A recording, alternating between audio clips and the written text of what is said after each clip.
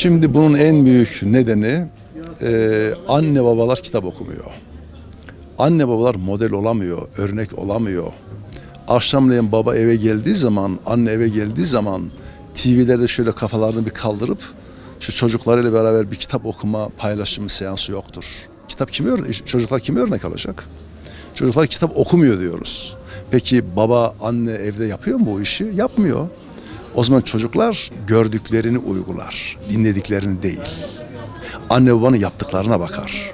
Eğer çocuklara kitap okutmak istiyoruz, o zaman biz anne baba olarak evde her akşam bir kitap okuma seansımız olması lazım.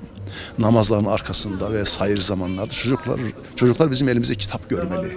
Bizim kitap okuduğumuzu görmeli. Bizim müzakere ettiğimizi görmeli ki çocuklar kitap okuma hevesi artsın. Sen hem yapma hem okuma hem çocuklar niye okumuyor diyorsunuz. İkinci olarak öğretmenlerimiz çok iyi kitap okuyucu olması lazım.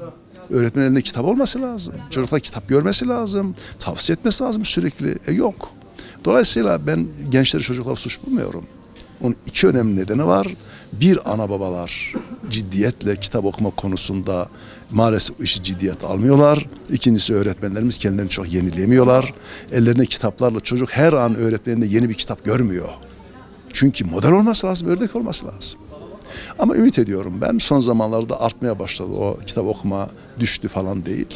Böyle gönül ehli dostlarımız, kardeşlerimiz güzel başladılar. İnşallah arkası gelir diye ümit ediyorum. Benim çok uzun bir madde ama en önemlisi başarılı olmanın en önemli sırrı arkadaş grubudur. Kendine başarılı bir grup edinen bir çocuk başarıya ulaşır. Eğer arkadaş grubu başarısızsa, eğer arkadaş grubu gerçekten bir motivasyonu yoksa, bir amacı, hedefi yoksa o da onlarla beraber karambola gider. O zaman başarının çok büyük bir sırrı iyi bir arkadaş grubu seçmek, edinmek, onunla beraber başarıya ulaşılır.